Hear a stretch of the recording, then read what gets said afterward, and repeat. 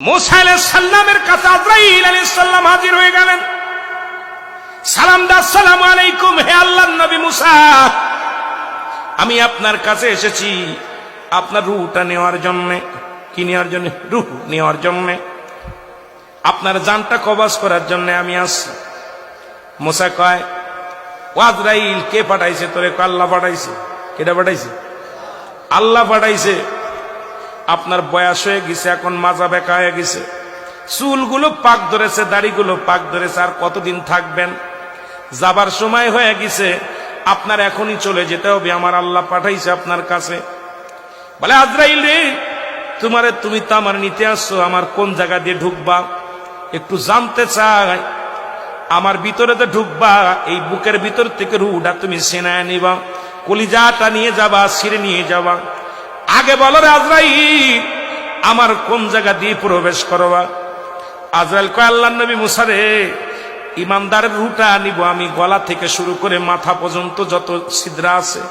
কারণ আল্লাহ পাক দুনিয়ার মধ্যে মানব যেমনি বানাইছে, আসমান তেমনি বানাই নাই। আল্লাহ কয়, বান্দারে, জমিনটা আমি যেমনি বানাইলাম এমনি তোরে বানাইনি রে বান্দা। ফেরেশতাদের যেমনি বানাইলাম এমনি তোরে বানাই নাই। এই দুনিয়ার মধ্যে জিন জাতির আমি যেমনি বানাইলাম এমনি তোরে বানাইনি রে বান্দা।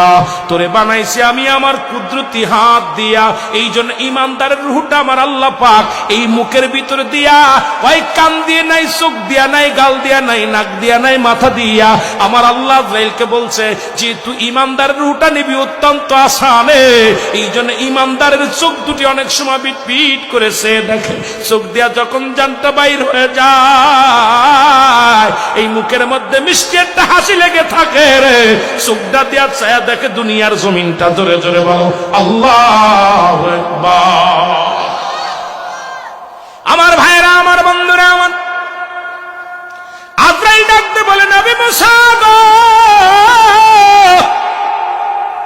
আমি আপনার রূহটা নিব। আপনার কি দিয়া? আপনার গাল দিয়া নিব, মুখ দিয়ে ঢুকবো আপনার ভিতরে। মুসা নবী, আজরাইল দাঁড়াও, আমি তোমার মুখ দিয়ে ঢুকতে দিতে পারি না। তুমি কি ভুলে গেছো যখন আমি আল্লাহর সঙ্গে দিদার হয়েছিল, যখন আমার আল্লাহ তাআলার সঙ্গে তুর পাহাড়ের ভিতরে সাক্ষাৎ হয়েছিল, আমি আমার মাওলার সঙ্গে কথাবার্তা বলেছি, আমার এই জবান দিয়ে, আমার এই মুখ দিয়ে আল্লাহর সঙ্গে কথা বলেছি।